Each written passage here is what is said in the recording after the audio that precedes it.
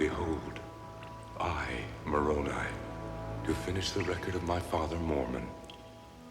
Therefore I will write and hide up the records in the earth, and whither I go, it mattereth not. For I am alone.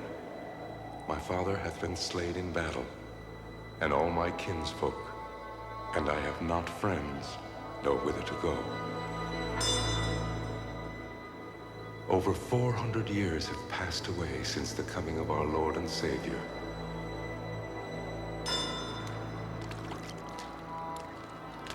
Now I make not myself known to the Lamanites, for they put to death every Nephite that will not deny the Christ, and I will not deny the Christ.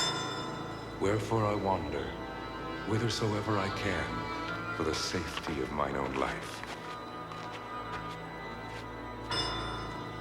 And blessed be he that shall bring this record to light, for it shall be brought out of darkness unto light, and it shall be done by the power of God.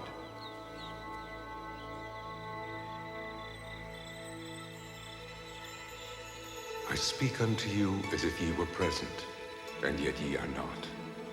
But behold, Jesus Christ hath shown you unto me, and I know your doing.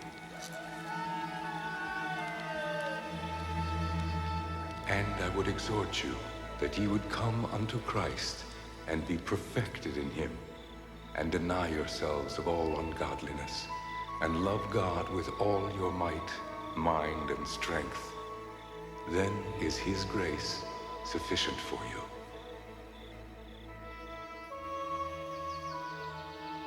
And now I bid unto all farewell.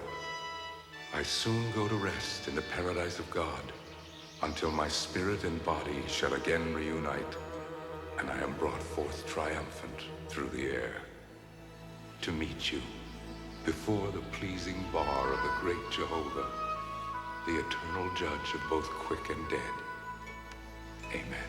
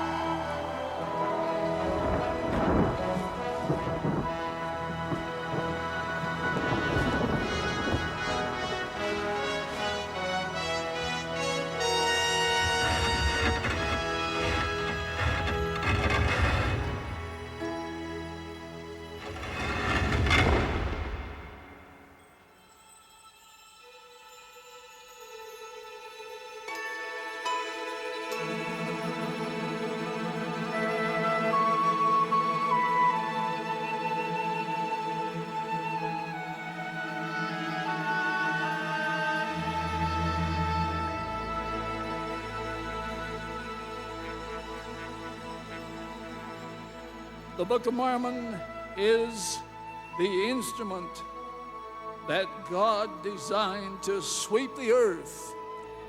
This sacred volume of Scripture needs